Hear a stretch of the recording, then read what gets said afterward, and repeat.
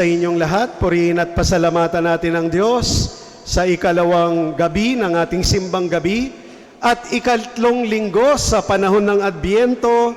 Palakpakan natin ang Panginoon.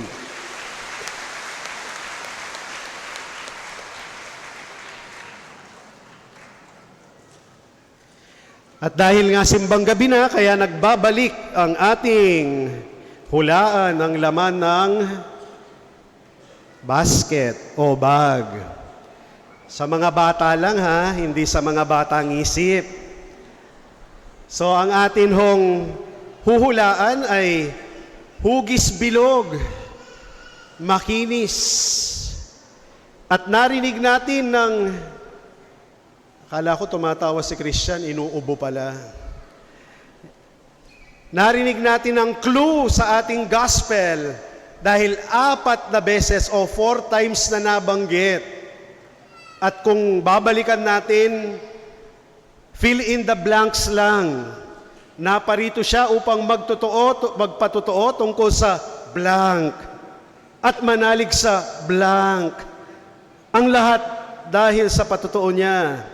Hindi siya ang blank, kundi naparito siya upang magpatotoo tungkol sa huhulaan natin.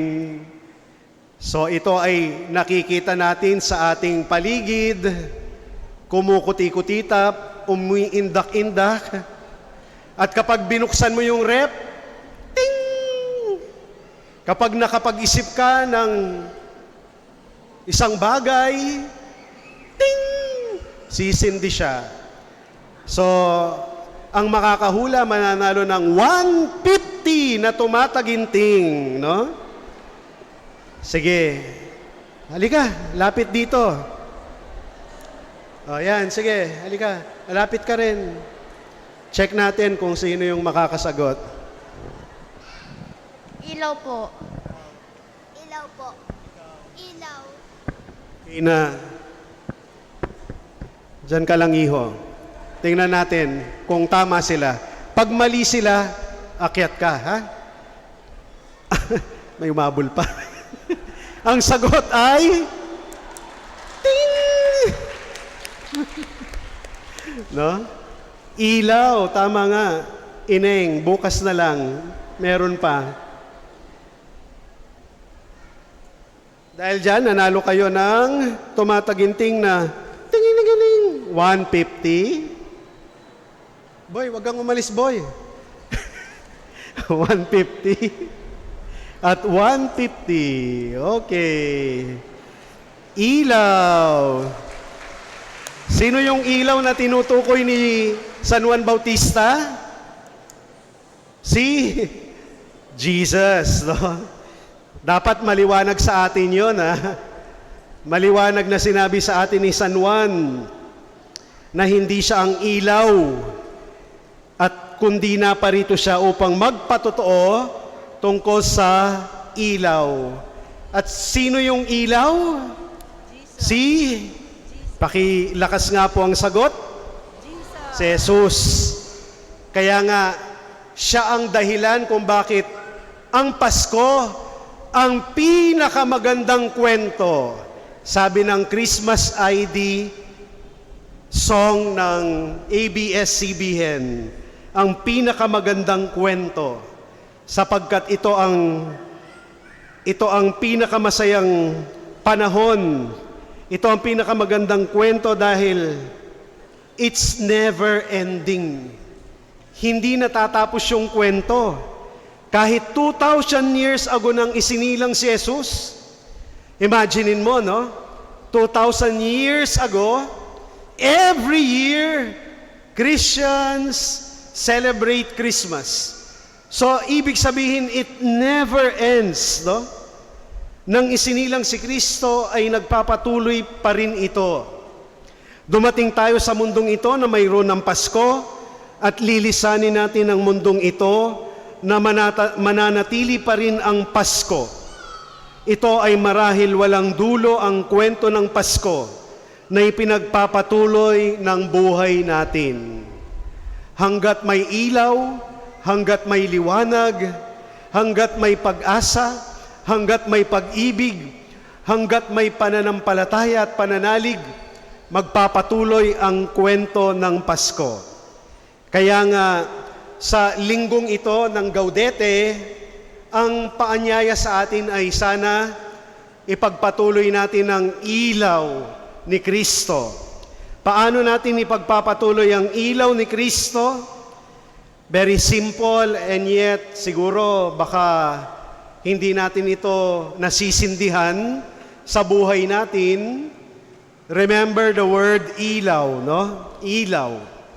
I-L-A-W. Una, letter I, sana masindihan ang ilaw sa ating buhay kapag iwasan ang mainggit sa kapwa. Yan, no? Kasi yung inggit nakakapagpadilim ng buhay. Ang inggit nakakapagpalungkot ng buhay. Kasi hindi ka masaya sa kung ano yung meron ka. Kaya iwasan ang mainggit sa kapwa para yung ilaw ng pagpapasalamat ay laging nakasindi sa buhay mo. Pangalawa, letter L. Maraming beses ko nang sinabi ito, pero sana ngayong Pasko, let go of your galit, hatred, your jealousy, your tampo, your away, your sama ng loob. No? Sana let go of galit para umilaw yung liwanag ng buhay na mapayapa at masaya dahil walang lason ng galit sa puso. Pangatlo, letter A, at paulit-ulit ka na rin itong sinasabi, sana para lumiwanag ang buhay, hindi yung liwanag na maraming bombilya, kundi yung liwanag na merong tinatahak na tamang landas, letter A, ayawin, no?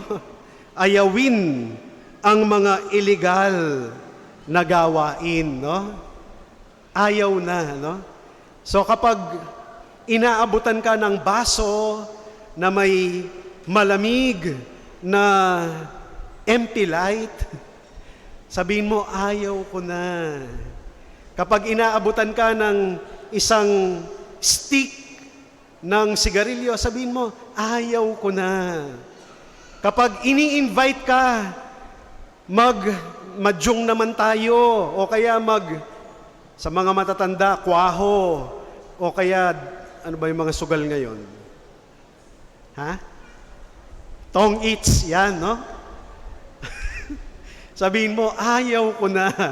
Ayaw ko na, no? So, ayawin ang illegal na gawain. At panghuli, letter W, para maliwanag ang buhay, sana wag manlait. Wag na wag magyabang. Wag na wag manira. Kasi kapag tayo ay nanlalait o nagyayabang o naninira o nanghihila ng kapwa, kasi pag minsan gusto natin tayo ang nasa limelight o tayo ang nakikita. Pero ano ang maliwanag na sinabi sa atin ni San Juan? Don't shine so that others may see you. Shine so that others may see Jesus. Huwag tayong magningning para makita tayo. Magliwanag tayo para makita si Kristo, si Jesus, sa buhay natin.